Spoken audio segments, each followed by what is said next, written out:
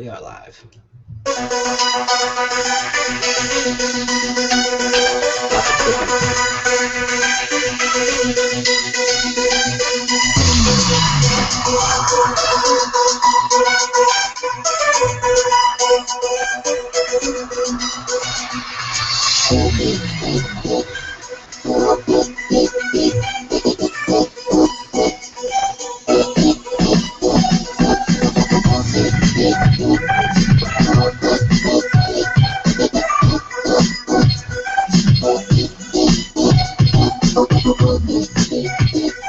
Tonight it's the Four Horsemen.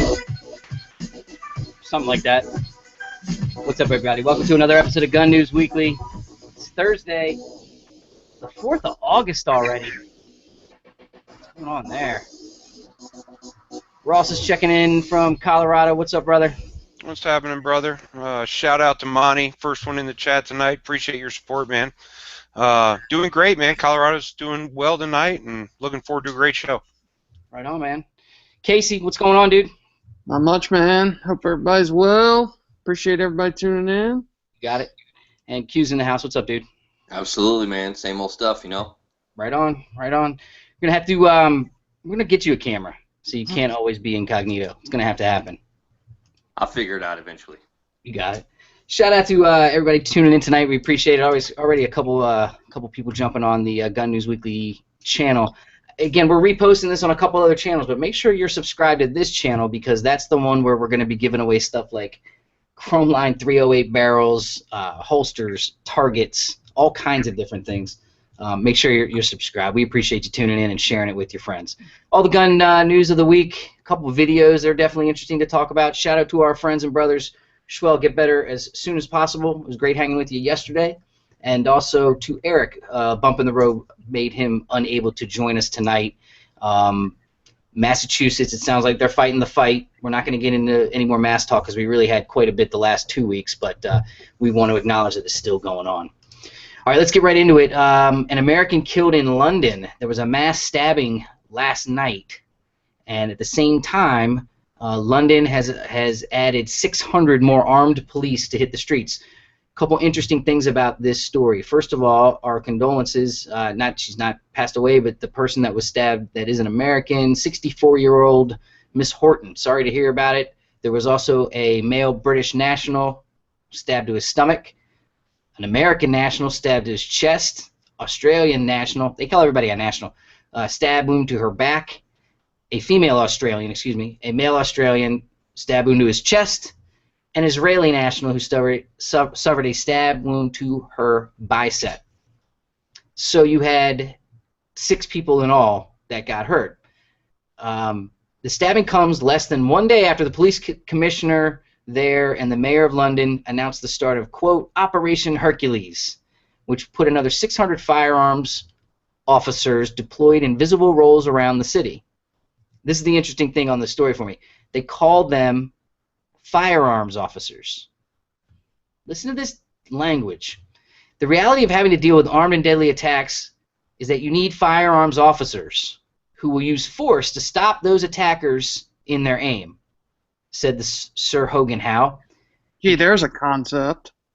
He continued, quote, our firearms officers are the ones who will run towards the dangers. They are the heroes. They run towards the tragedy, is what they're running towards. Thank you for picking that one up, Ross. But they're not stopping the tragedy. This guy still got 6 people a day after it was initiated. They are pinning it on, again, trying to already go terrorism, ISIS, that kind of thing. That's still to be done. So these guys, the counterterrorism special firearms officers, dubbed C-Men, C-Men, will in some cases ride BMW F80 GS motorcycles capable of 140 miles an hour and equipped with Glock 17 pistols, Remington 870 shotguns, and the SIG MCX carbine. Why don't they just name them Bond? James Bond. Check these dudes out. Yeah, if you go to BBC and look, there's a big article on there. These dudes are fully rigged out. I mean, they have full tack gear, sniper rifles, M4 style rifles.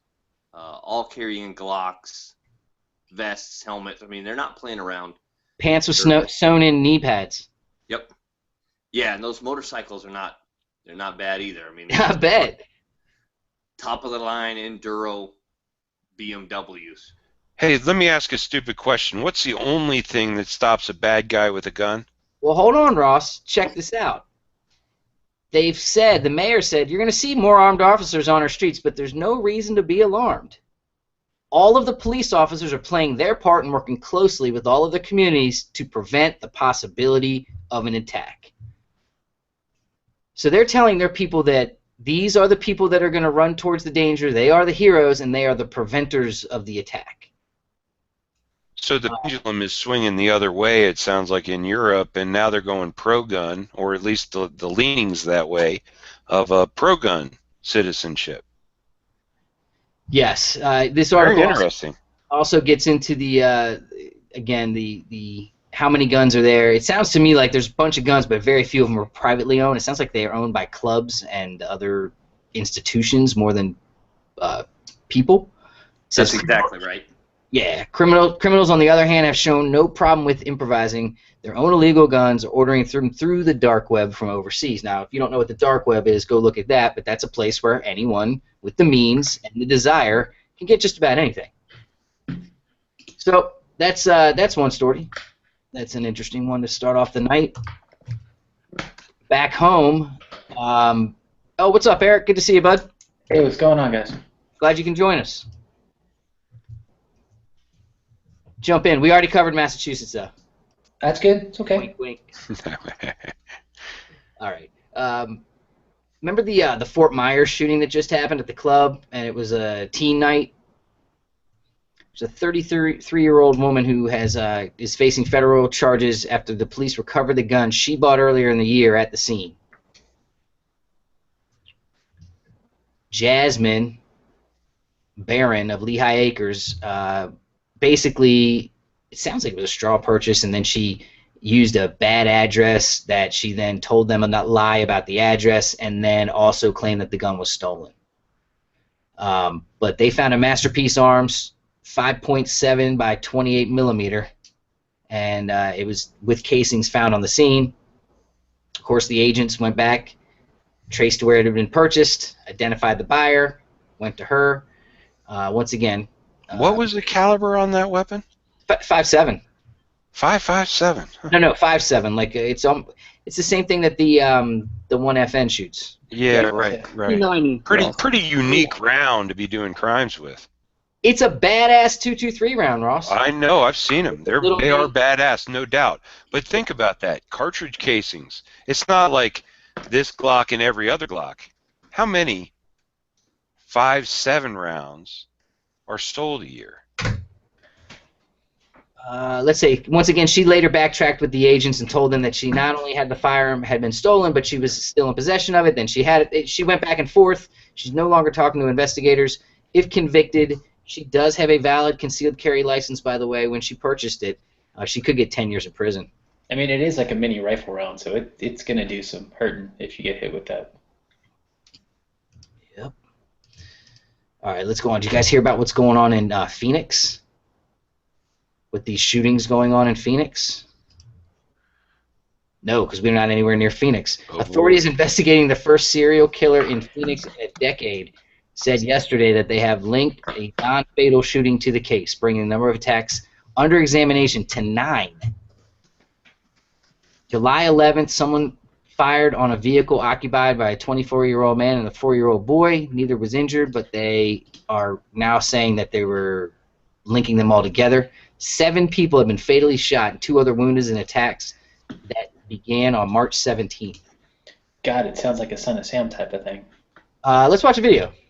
You know, you're seeing more and more of that. Before we hit that video, you know, there was an incident in Colorado that where we had a sniper out on the highway. Like, literally 2 people got shot by this guy. They've still not found him. So I wonder if that ties in at all with now that happening again in another Midwest or Western town. Let's hear what they're feeling in Phoenix. These incidents, Hispanic male, and very thin or noticeably lanky. So at this point, this serial street shooter has 8 incidents. And unfortunately, during those 8 incidents, we're talking about 7 homicide victims. We're talking about 2 young men that were shot and fortunately are going to recover from their injuries, but still very traumatic incidents. It's really important that our neighbors know this is going on. We're doing everything we can to solve it, but we need their input. We need tips. And we're urging residents to call us in with anything they know. Well, here I have the signs. This is the PNP Neighbor Patrol for putting in the car. Example over here for the police department see. So the people is worried. I'm worried for my family. I'm worried for the community. So the people now think, oh my gosh, what's going on? What is the next? Who's next? You know, you never know. Is my kids, my grandpa, my father, or maybe me. Yeah, they're scared. Police say the victims were attacked as they stood outside of their homes, or sat in a vehicle after dark. They were fired upon by someone who was sitting in a car or had just stepped out of the vehicle. So some of the reports I read to check on this one said that literally the guy, and the reason they have a sketch of him is he just literally pulled up on some people, stopped the car, got out of the car and shot him. Moved on, and again, by my average count, and I'm shitty at math, he's doing this about once a month. So, that's crazy. There's some internal trigger there that sets him off every month. Something happens.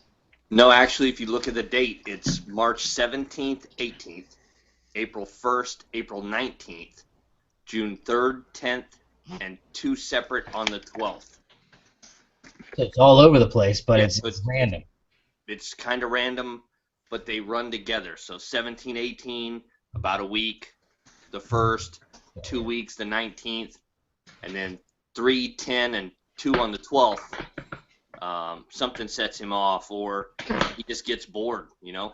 Wonder if there's some, and I'm sure there is some supercomputer where they can try to run the data of what stories happened those days, what happened on those days, what messages were out there in the media that might have been a trigger. The other odd thing about something like this that I always try to figure out where they get these numbers from. A $50,000 reward has been offered for information leading to the arrest. He's killed 7 people. And again, the community's on high alert to the point that they now have, again, regular folks patrolling their little blocks, their little neighborhoods to help out their neighbors. Nuts. It's unbelievable. And chances are he'll get smart and he'll move on somewhere, or he'll get caught. Well, they usually say serial killers, spree killers, they don't move far from home. They have their home area, and they don't gravitate too far from home. I think the only real example of that was that truck driver that was a serial killer that went up and down I-95 for years. But other than that, they're like, whatever his home base is, they usually stay pretty close to that. Because it's familiar, because it makes sense. They know how to escape. It's comfortable. This guy has escaped 8 times. Think about that for a second. Well, think about it. Think about it. He drives up. You're hanging out on the stoop at 2 a.m. Some random car drives up, stops, shoots, and goes away. No one's going to have the wherewithal to stop and go find this guy. They're dealing with what just happened. They have now how many months of surveillance from people's homes and the neighborhoods and things like that. I mean, they have to know. I mean, they know the cars. That was the other thing, is they know the cars. Did I close that one? He's got a black BMW, and they're also looking for a white something or other. I forget what it was. I forget. But look it up. It's there. Yeah, but it's random times. You know, it's I think a couple times at 11:30. The first couple were like at 11:30, then a little earlier at 9, then one at 4:30 a.m. Like, that's, who the hell's outside at 4:30? And then a couple after that were early mornings, 2:30, 3 o'clock. So, I mean, it's, the old adage of nothing good happens after midnight is just playing true, Yeah. Exactly. I think the other adage is a lot of shit goes down in convenience stores. I think we can agree to that. That's called a transition to this convenience store video that we passed around amongst ourselves this week and watched a few times, I'm sure. For anyone that hasn't seen it, let's check it out and then break it down, because on the phone, or on the chat I had with Schwell yesterday, he pointed out a couple of details that I hadn't even thought about or seen, and then I've watched it a few times, and I concur, and then we can talk about this one. So anyway, you have a lady at the counter, you have a man buying something, you have another gentleman in a gray shirt standing there, and then all hell breaks loose. Here we go. This is Houston, by the way.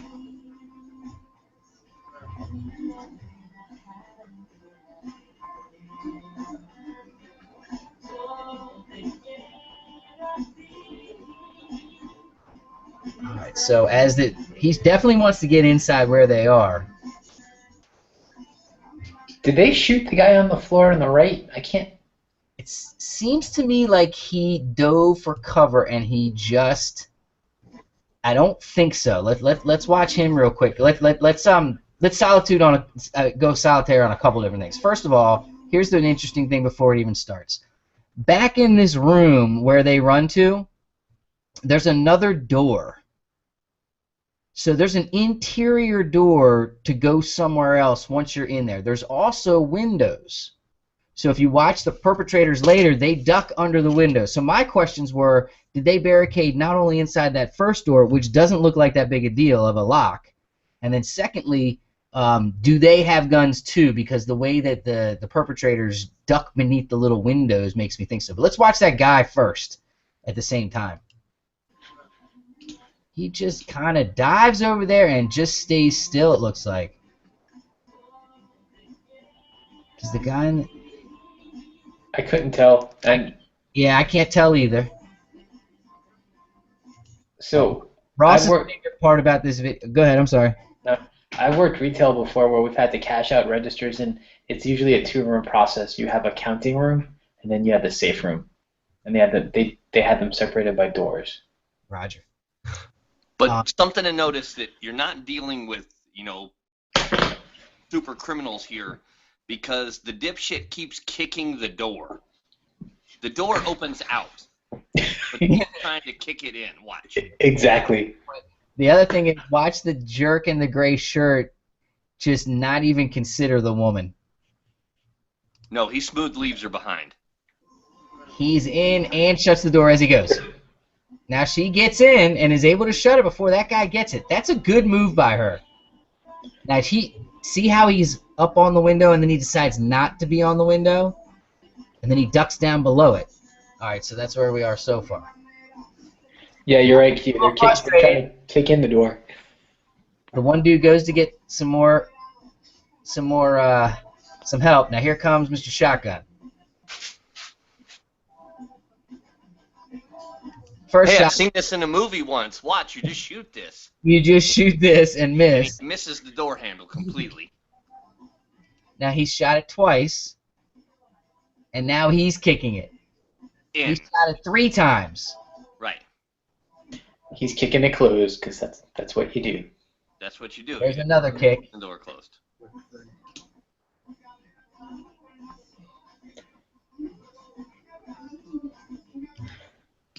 Great comment in the chat. Guy with the shotgun fired, didn't realize it doesn't work like that on TV.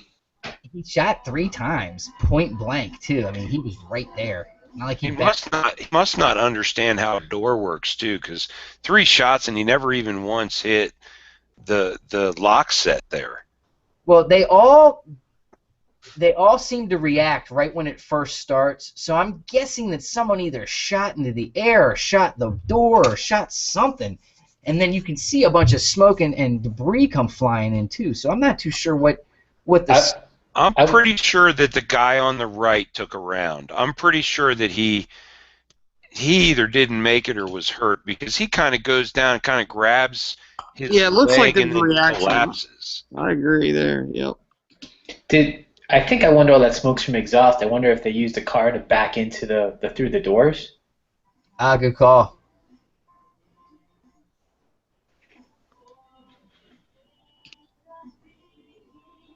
Anyway, that's pretty brazen. Now, here's the question. They leave after this is over. They just leave.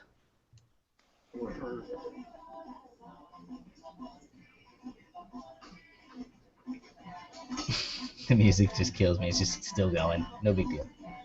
After Mr. Shotgun. Sorry. Yeah. They don't take anything. And someone had a comment in the pre-show about that, why they thought that was. I forget who it was. Because it's not a felony. But the other part, that obviously to me was they were trying to kill somebody. Or get into this massive safe in the back that Eric was talking about. I think it's all about the safe.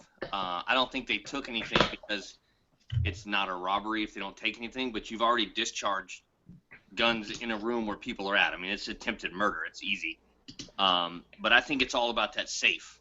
If it was a hit on the man, we'll say, instead of the lady, why would you go inside and do it in front of the camera? Why wouldn't you just sit outside, wait till he leaves, smoke him in his car?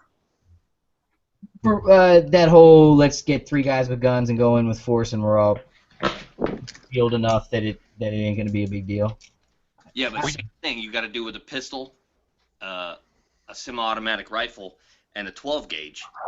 When he walked out and sat in his car, you could light him up the same way. True. Yeah, but they didn't even look in the register. I can understand if somebody looked in the register, went, shit, it's $300, I'm not going to jail over that, and left it. But they never even once looked at the register as an option, even when they knew they couldn't get into the safe. I wonder if someone worked at that place at one point and knew the layout and knew what was in that back room. Absolutely. They were transfixed on getting into that room. It's an inside job. They know what's in that safe, and that's all they wanted. The $300 doesn't mean shit to them. Yep. All right. Let's move it on. All right, so, the whole... I don't even want to go down there. Let me change this. During the political process, see how I'm going to be very careful here, there's a lot of conjecture about who wins is going to decide whether or not the right to bear arms in America is going to remain the same. And there's a couple stories here that kind of intertwine and link into each other, and they kind of bring up a good conversation, I guess. The first one is the ATF. We've had this conversation about registration of guns leads to confiscation of guns, and we've talked about the NICS check and the ATF system and all that type of thing, and all the fact that the ATF, they don't get the form from me and you filling out trying to apply for the gun. They get all the data from the FFLs that they govern and oversee. So it keeps it kind of away from, do they know what I have? Do they know exactly what I have? Do they know I'm a gun owner, or do they know that I have X, Y, and Z? And so that's always been a question for me personally when you fill out a NICS check. They're like, oh, that data gets squashed. That data, that's just something that goes in for a check, and if you pass the check, you're good. Recently, this Andrew Napolitano, we know who this guy is, he blasted the Bureau of ATF for keeping, quote, a list of every gun owner and every gun owned. While there's some truth to it, he took some creative liberties in his description of issues identified in a report published this week by the GAO, which is the Government Accountability Office. The report identified ATF compliance issues because the agency failed to delete information in 2 of 4 systems reviewed, and said it had not fully adhered to its own policies. So they're admitting that they didn't destroy the data, in essence. Let's watch this video, or at least the first minute or two, a minute of it, because it kind of breaks it down. And again, these are not our opinions, these are the opinions of the judge. Apparently are being targeted by the Bureau of Alcohol, Tobacco, and Firearms. A new finds the Bureau is stockpiling gun owners' information against the law. So what does it all mean? Here to explain, we got Fox News senior judicial analyst, Judge Andrew Napolitano. All right, the intro says that it is against the law for the Bureau of Alcohol, Tobacco, and Firearms to be collecting this data. Why? Well, the Bureau licenses gun dealers. It doesn't license individual gun owners. Right. And it requires gun dealers to give all information about all sales in states that require permits and in states that don't require permits to the federal government. Right. The federal government is supposed to collect it for statistical reasons only, meaning they're supposed to destroy identifiers, name. So they add things up and then they... Right. How many handguns are here? How many rifles are there? Congress decided that was a legitimate thing for the government to do. But Congress decided that since the states regulate guns, not the federal government, the federal government would never be able to keep a list of every gun owner and every gun owned by that person. But they are, apparently. But they are. Congress decided that we might someday have an anti-gun president. When the Republicans came up with this about 15 or 20 years ago, the Democrats laughed at them. Look where we are now. So now we have a president who doesn't believe in the right to keep and bear arms. He might be succeeded by another president who doesn't believe in the right to keep and bear arms, who has a small army, the ATF, who knows where every gun is and who owns the guns and could harass or confiscate. And Congress legislated to stop that. This lawless administration has broken that law and retained that information. Judge, it shouldn't surprise us, should it? I mean, the IRS targeted people. Why shouldn't the ATF? It shouldn't surprise us. It's reprehensible. It violates federal law. It violates a Supreme Court opinion. It violates our natural right to self-defense, which is protected by the Second Amendment. This report. You guys got thoughts on this one, or you want to keep rolling? Oh, God, I got books on this. I mean, I've always had, the data's out there.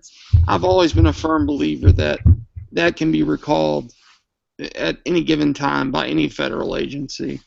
So this doesn't surprise me whatsoever. I used to work at a small gun store before 4473s were done electronically, where every single one was done paper. That piece of paper goes nowhere. You come in, you fill out a 4473, I get on the phone, I call it in, I relay information about you specifically, nothing about a gun. The only question they ask is long gun or handgun. That's the only question. Just not make, model, specific, nothing. When that's done, you sign it. I put an approval number or a non-approval or whatever it was, and it went in the back in a safe. That was it. Where does the data about the serial number of that gun go? It doesn't go anywhere. Like literally, it goes on that piece of paper. Was the serial number given to the person that you called in? Nope. They don't ask the make, the model, the serial, nothing. The only thing they ask, long gun or handgun.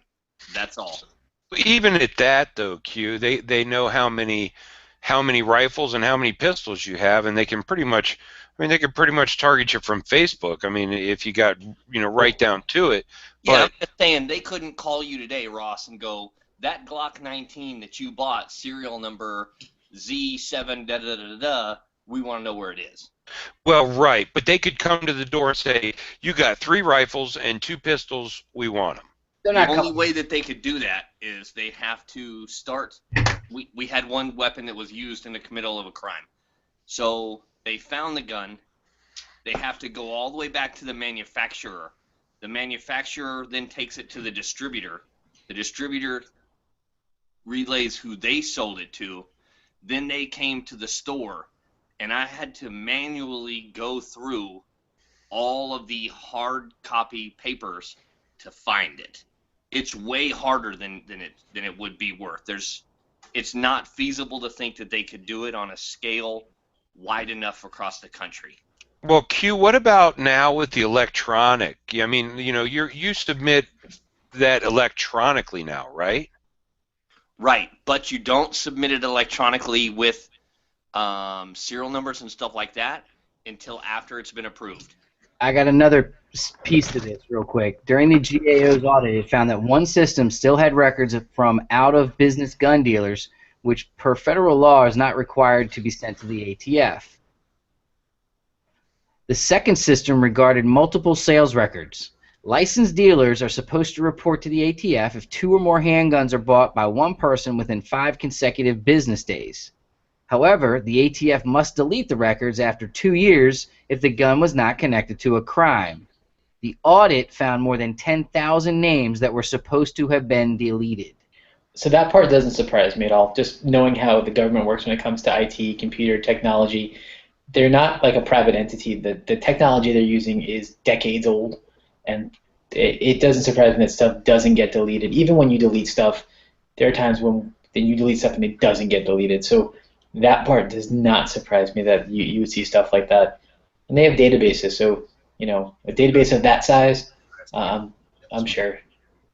Sorry, I'm closing down the live Facebook. Have a good night. Peace, guys. Jump on over to Gun News Weekly. I told them real quickly. Okay, so that's the first of the stories that's relatable.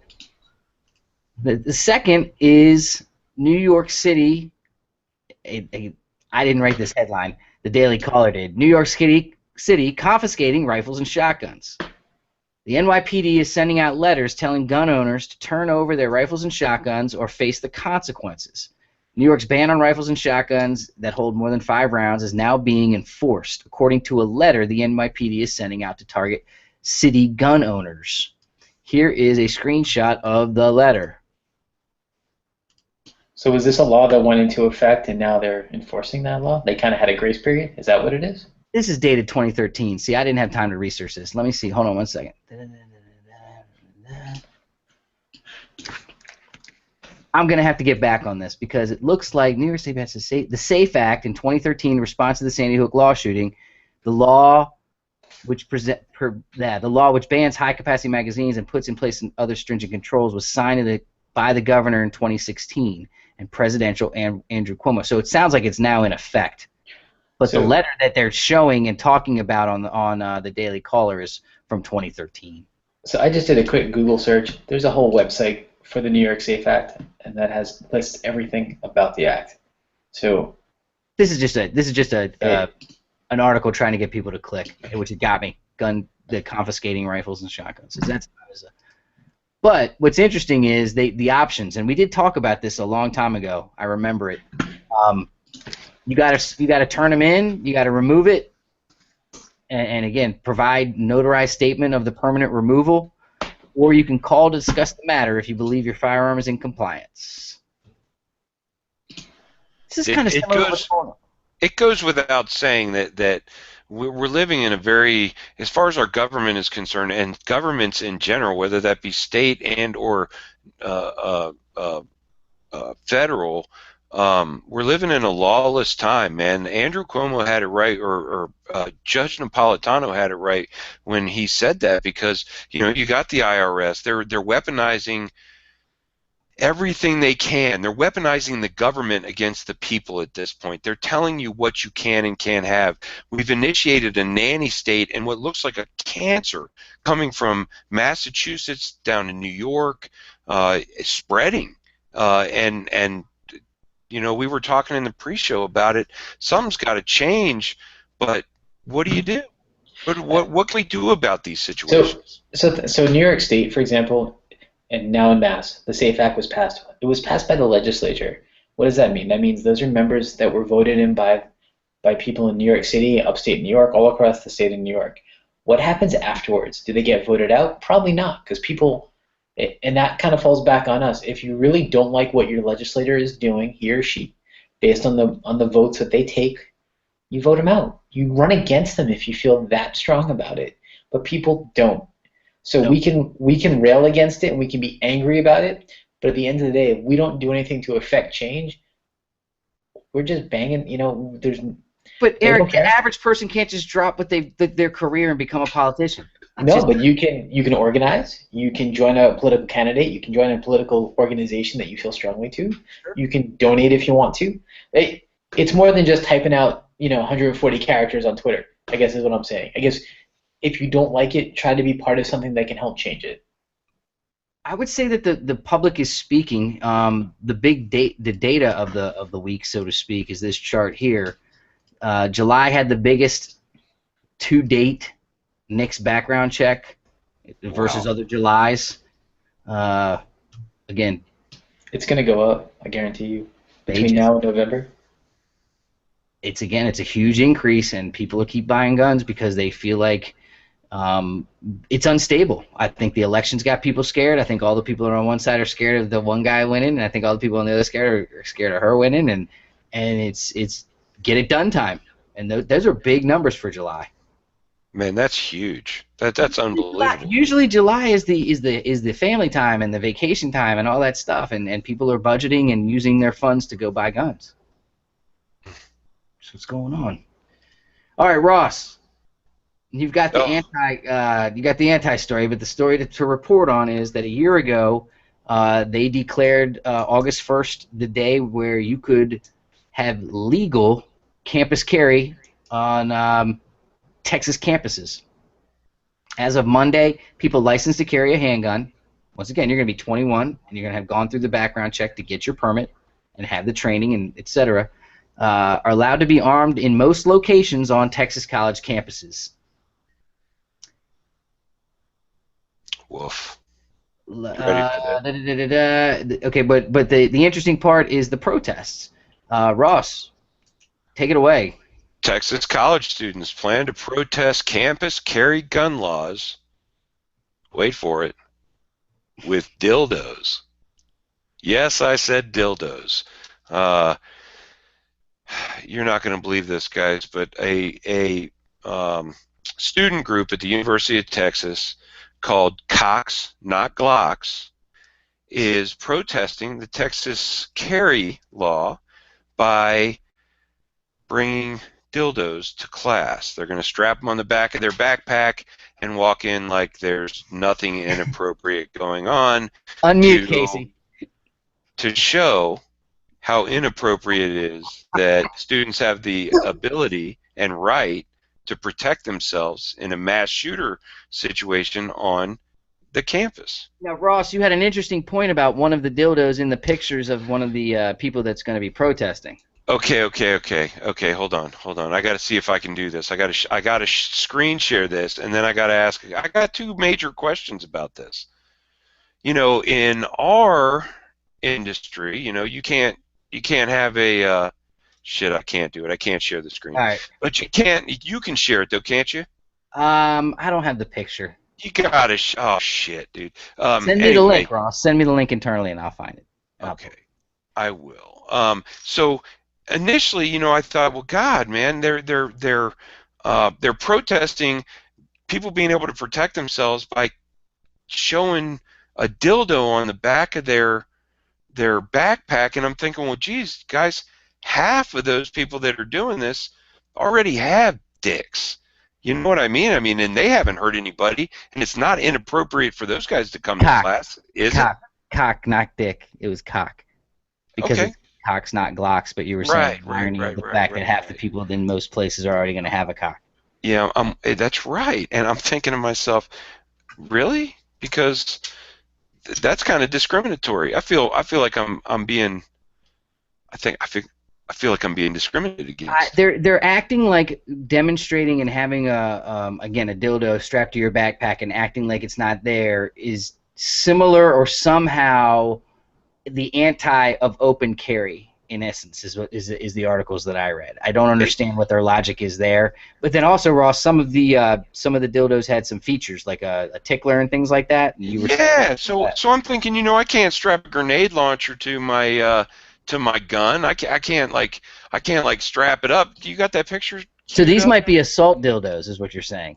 Dude, if you look at this picture, which you're going to show here in a second, I'm sure, and you'll see, man. You guys are killing me. What's up with that? You do realize that right? We're talking the tickler's about inappropriate, man. The tickler's inappropriate. I can't carry around a grenade launcher on my gun. You shouldn't be able to show me your tickler on your dildo. I'm just saying. I don't even know why we're having this discussion, honestly. I really because don't. It's ridiculous. We're just having fun tonight. It is flat out ridiculous. Kids today, Q, I tell you what. Hey, I'm telling you, it's fine. You know, if you don't like guns, don't buy one. I don't care. I don't drive a Prius. I'm not telling you can't buy one. Yeah, I'm going to be completely honest with you. I really got nothing against chicks swinging their dildos around on their backpack. I really don't have a problem with that. I don't feel threatened by that. I don't either, but I think it's a public health thing that they should make sure they're at least clean. Amen. We need to move on, but people in the chat get really drunk off of this game. So, hold on 1 second. I'm having a technical difficulty. That's what they all say. That's what they all say. There we go. I think I'm good again. Check. Mic check. We good? You are good. That link really it totally froze me and threw me off. There was some code in there that something happened. All right. Anyway. Hey Eric, I think we ought to fuck with the guys in the chat and just back and forth with that. That's are they drinking every time you say a certain word now? Is that what's going on? Yes, I think it's dildo or dildo, something like dildo. No. All right. No more dildo talk. Sorry, Q. That's all right. Kids learn gun safety at Fort Worth Camp. Did you see this? It was pretty popular on the internet this week. But basically, there's kids that are going to school and learning. And again, all the classes are full. It's a place called Shoot Smart. And here's a quick video. And none of those little kids will be dildos when they grow up. I shoot with the Walter P22 caliber.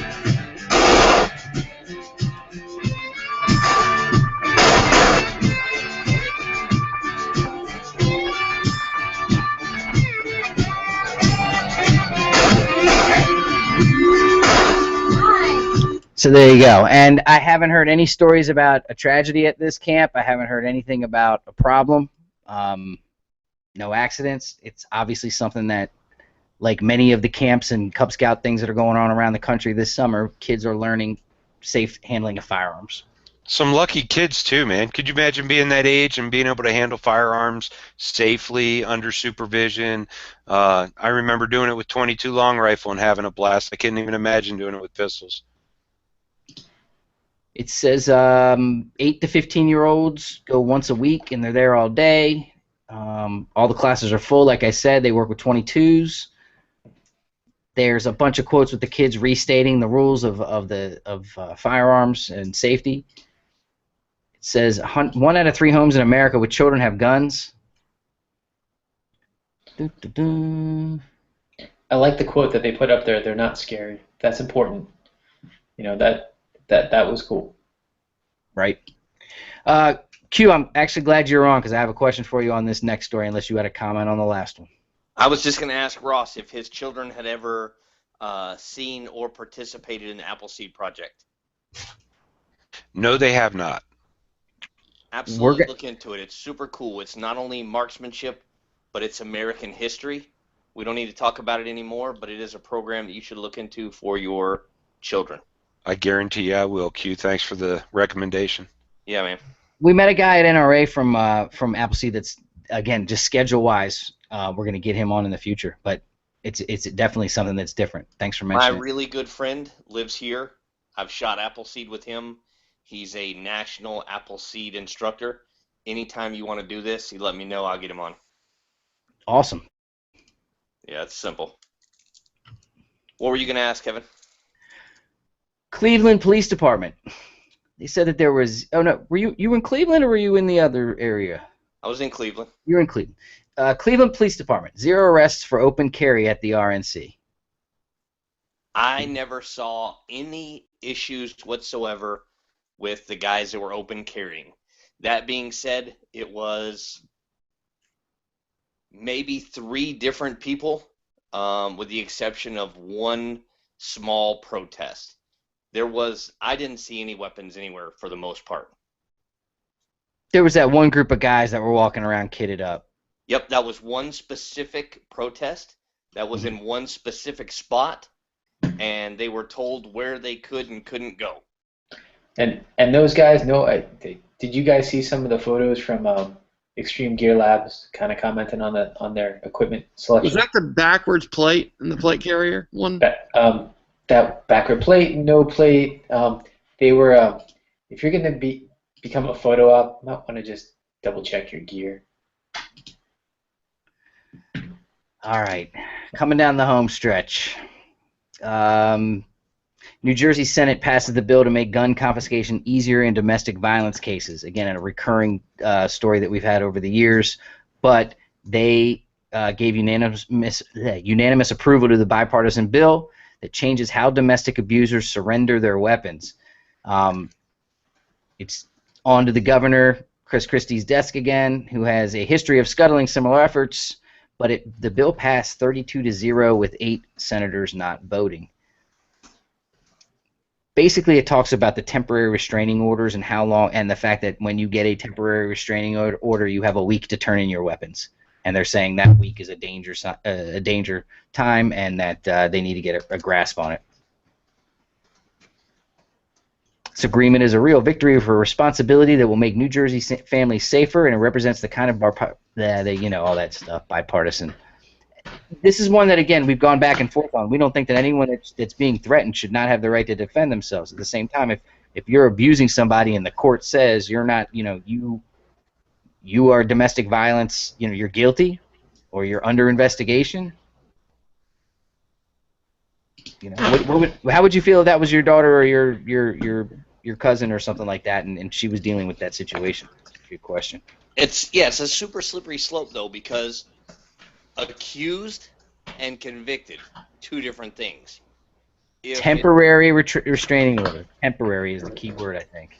Right. So if someone goes in there and says, this happened or this happened and I need a restraining order, and the judge allows it, understand that a domestic violence is anyone that's ever lived in your home.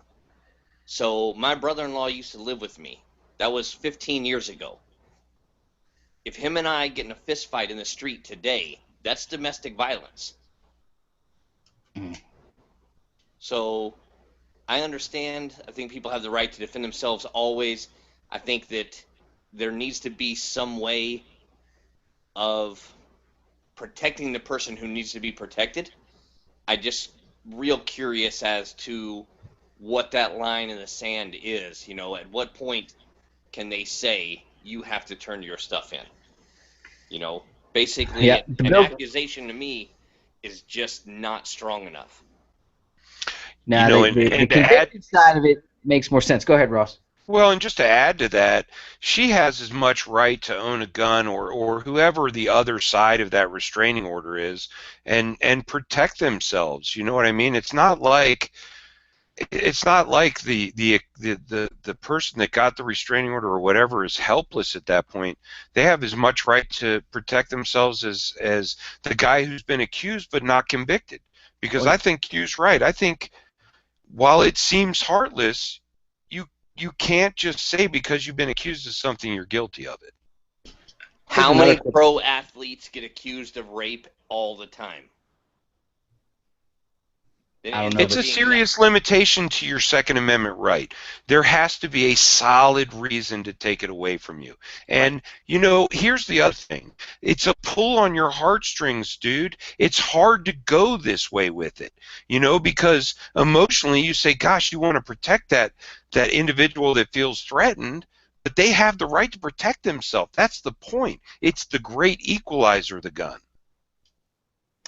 Here's an interesting part. Should the convicted abuser maintain that they no longer own any firearms at the time of conviction, a court can authorize the search of their home, vehicle, or business to confirm. Now, how long does that process take is an interesting question. But also, back to the original thing on how did they know that this guy has guns in the first place? I think when you request a restraining order, there might be questions involved. Are there firearms in the home? Are there weapons in the home? Because then that goes back to the individual person's safety. But that's just someone saying you have guns. But the state has a list of who's got what, at least to the extent of long rifle or handgun. Okay, different places have different rules. Like Las Vegas, you have to have a card that registers your weapon with a serial number on it, and you carry that card in your pocket. That's part of your concealed carry license. You register your weapon. Every single weapon is registered. There you go. So, yeah, there's a database. If you're in Los Angeles or wherever else that requires gun registration, then it's super easy to say, well, you have 4 registered weapons. You've now been convicted of a crime, and you have to turn them in or do whatever.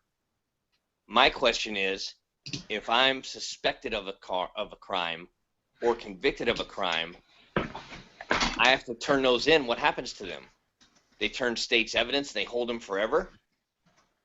Or can I sell those weapons or put them in a trust or a probate that sells them, and then that money is then used for whatever I want it to be? Good point. It's a good point. And I'll bet you there's some small print in all those laws, too. There has to be. That's illegal search and seizure. For them to take your stuff and never give it back, there's no way that's legal. No, but it's the government, so damn sure it's going to take at least 6 months. I'm hesitant to even open this can. It's 9:51. If there's time, Let's just go through a couple gun-related stories, just to throw them out there for the gun guys that are out there, guys and gals that are watching. Interesting investment company buys 511 Tactical for $400 million. Good for them. That's awesome. Yeah. Did you hear Safariland sold $3.7 million worth of body armor to New York Police Department? Whoa. No, but now Yep. it did. Interesting. Other related stories that were kind of there. I got a question for you guys. Has Go. anyone on the Gun News Weekly team lately seen something or used something that you want to take a minute and tell the people out there about? You know, because we haven't done a review lately on anything significant.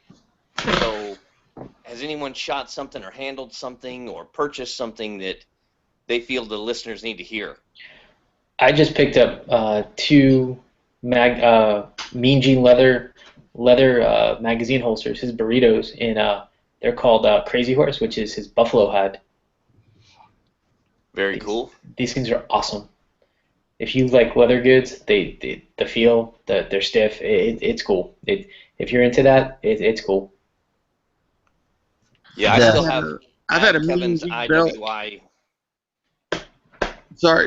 Sorry, Q. I've had a Mean Gene belt for 3 or 4 years, and it's solid, isn't it? very. And you know how, I mean, there's other nice quality belts that, they start cracking, the wear on them. I've never conditioned it or anything. I mean, it's a quality piece. Yes.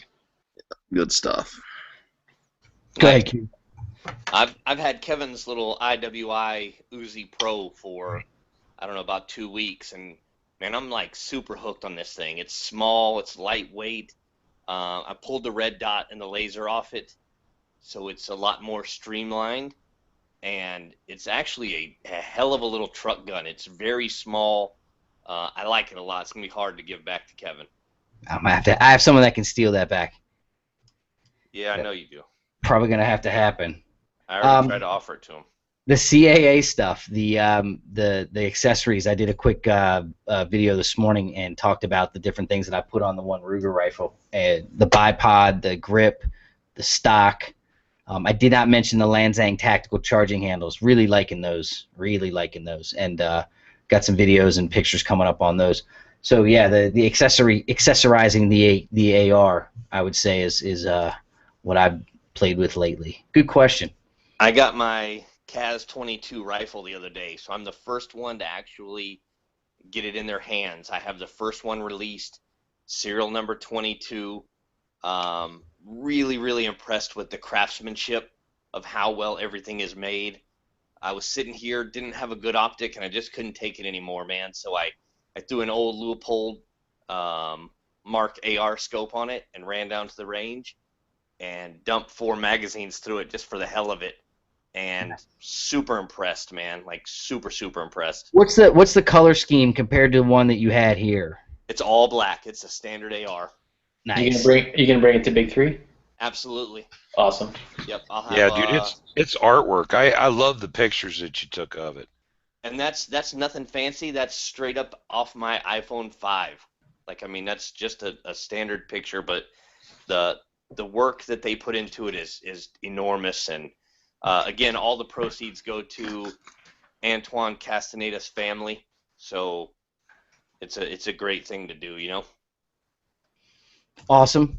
I've got another thing to share tonight, and shout out to Brian over at Savvy Sniper and all of the companies that we mentioned here over this one. It's going to take me just a minute to run through it, but they're doing a giveaway, and tickets go until August 21st.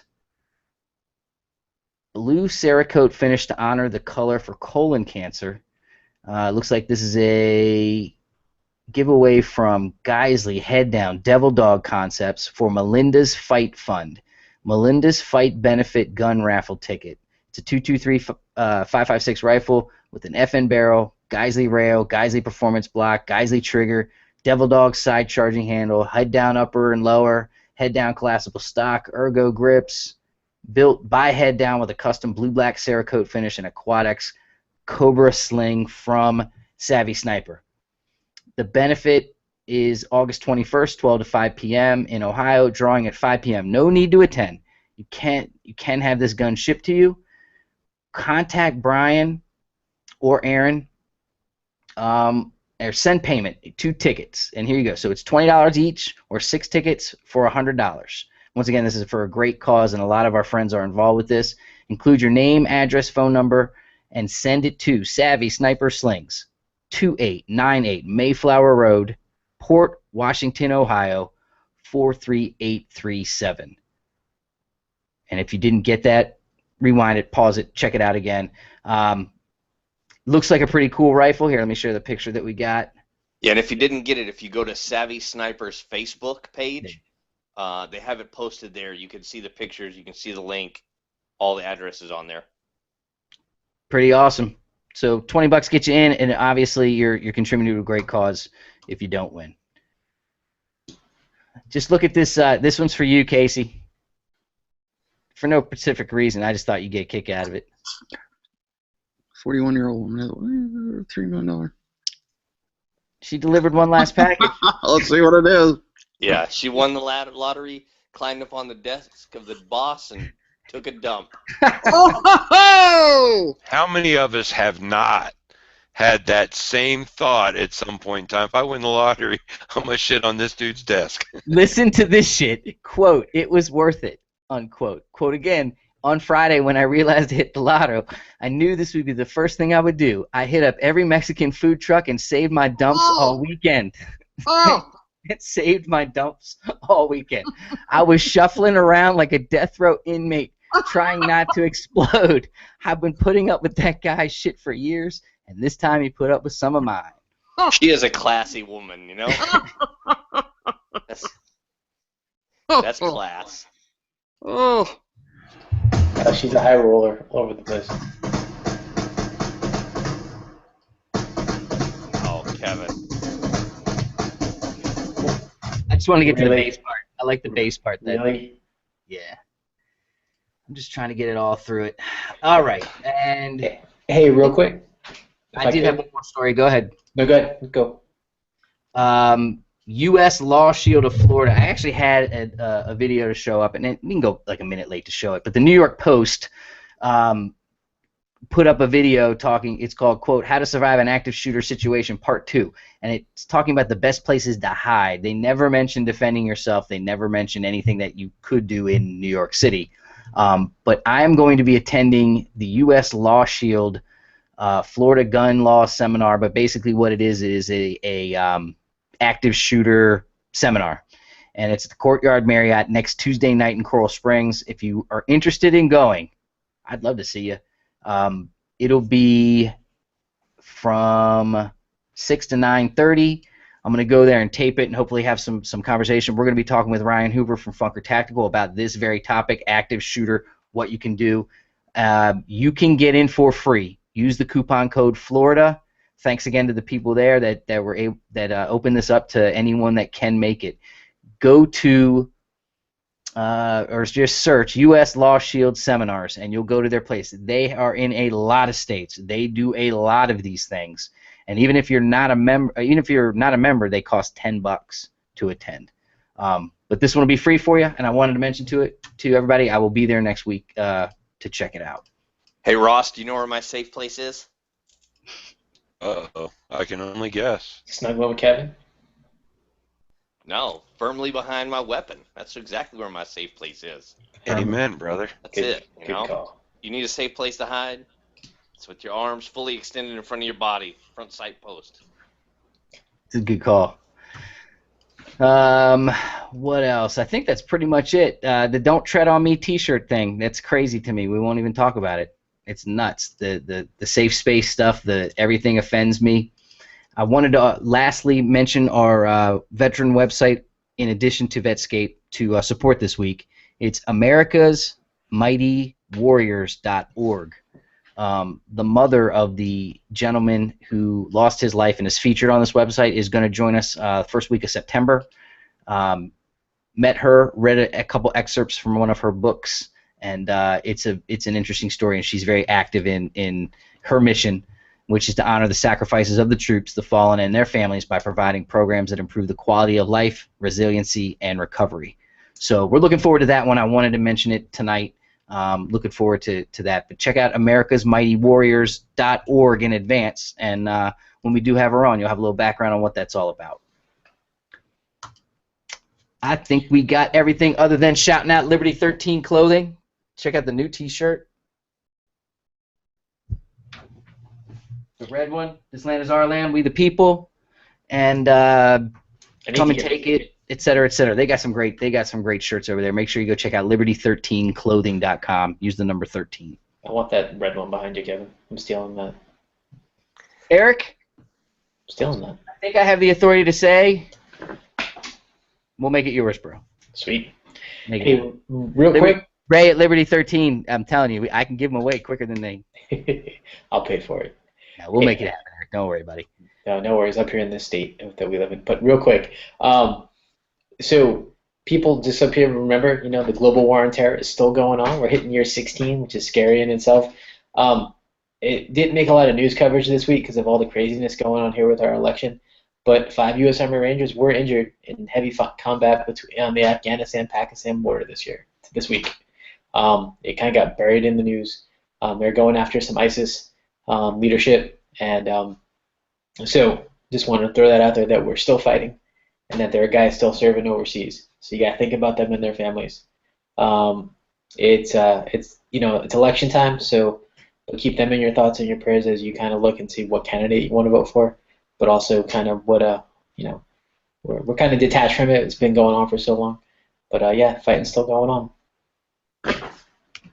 Yep, and I wanted to mention the other thing is that Brody box, the first one, is complete. We now have the T-shirt. Thanks again to Liberty 13 for supporting the Brody box effort, which is, again, going out to special people we come across while we're doing this thing and having fun, making sure that we share some of the swag and fun along the way with some great people out there. Let's do it. Let's wrap it up. Eric, thanks again for jumping in, bro. We appreciate it. Hey, thanks for having me. Sounds good. As always. Ross. Thanks, brother. It's been a good night. Everybody needs to go check out everydaycarrylife.com. Check it out. Buy something. Appreciate it. Casey, we'll talk to you soon, brother. Good fun as always. Anytime there's a poop story, you're happy. I'm in. Poop and dildos, there's a winner. Together. Hey, we just broke the 13 for the guys in the chat. So Schwell's going to be so mad at us for those two stories, just for the record.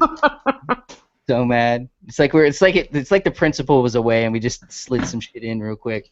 Q's the vice principal. He got a little pissed. What's up? Slid some shit in. Yeah. Appreciate you jumping in, bro. See, he's protesting. Silent protester. I'll just mess with you guys. No, man, had a great time tonight. Check out, find me on my Facebook, find me on my Instagram, Death Valley. Got some more videos coming out pretty soon. I've been kind of lazy, had some personal stuff going on. Rest in peace to Antoine Castaneda, brother. I love you. I miss you every fucking day. If you're a veteran out there and you're having a hard time, there is nothing weak about asking for help. Reach out to someone. We love you. We care for you. And we're always here. Always. Great way to wrap it up. Appreciate everybody tuning in. Please share this with your friends, family, and we'll see you next week. Thanks again. Peace.